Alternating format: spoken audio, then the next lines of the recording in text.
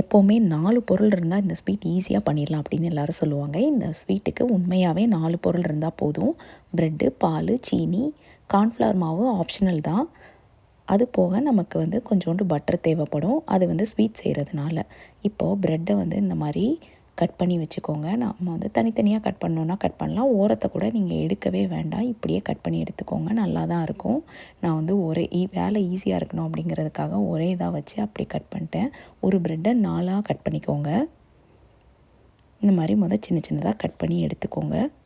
இப்போ கட் பண்ணி எடுத்ததுக்கப்புறம் ஒரு பேனில் லைட்டாக பட்டர் தேய்ச்சிக்கலாம். பட்டர் தேய்ச்சதுக்கப்புறம் நம்ம இதை போட்டு எடுக்க போகிறோம். பொறுமையாக ஃப்ரை பண்ணி எடுக்க போகிறோம். நார்மலாக இந்த ஸ்வீட்டை டீப் ஃப்ரை பண்ணுவாங்க. நிறையா ஆயிலில் போட்டு அந்த ப்ரெட்டை டீப் ஃப்ரை பண்ணுவாங்க. அதுக்கு பதிலாக நம்ம ரொம்ப ஆயில் சேர்க்காமல் லைட்டாக பட்டர் போட்டு இப்படி எல்லாத்தையும் அடுக்கி வச்சு ஒரு சைடு கொஞ்சம் முறுமுறுப்பாக ஆனதும் அடுத்த சைடு நம்ம திருப்பி விட போகிறோம்.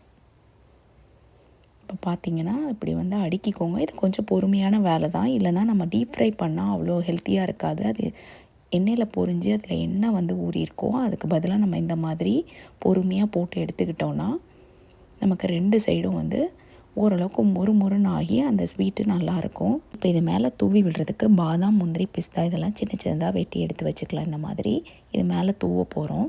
10 பிரெட் ஸ்லைசஸ்க்கு 1/2 லிட்டர் அளவுக்கு பால் எடுத்துருக்கிறேன். அதே கடாயில் அந்த பால் எடுத்து காய்ச்சி எடுத்துக்கோங்க. இன்னொரு பவுலில் 100 ml அளவுக்கு பால் எடுத்து அதில் 2 டேபிள் ஸ்பூன் அளவுக்கு கார்ன்ஃப்ளவர் மாவு சேர்த்துக்கலாம். சேர்த்து நல்லா கலந்துக்கோங்க.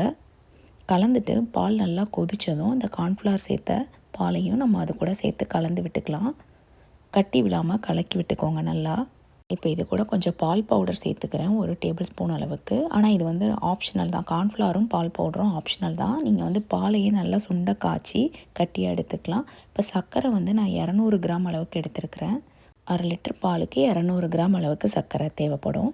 இப்போ சர்க்கரை சேர்த்ததுக்கப்புறம் பாலை நம்ம நல்லா கிண்டி விட்டுக்கிட்டே இருக்க போகிறோம். அதாவது பால் நம்மளுக்கு எப்படின்னா நல்லா கட்டியாகணும். ஓரளவுக்கு நல்லா கட்டியாகி இப்படி ஆடையாக வர அளவுக்கு கட்டியாகிட்டே இருக்கணும்.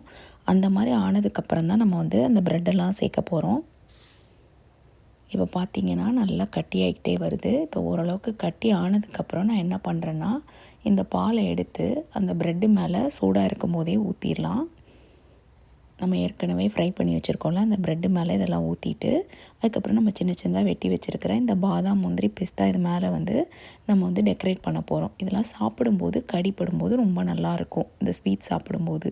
இப்போ இது கொஞ்ச நேரத்தில் இந்த பாலெல்லாம் நல்லா உறிஞ்சி இது ரொம்பவே நல்லா டேஸ்டியாக ரொம்ப கொஞ்சம் மொறுமொறுப்போடு அந்த இனிப்போடு சேர்ந்து நல்லாயிருக்கும். இதை ஃப்ரிட்ஜில் வச்சு சாப்பிட்டிங்கன்னா இன்னுமே டேஸ்டியாக இருக்கும். ட்ரை பண்ணி பாருங்கள்.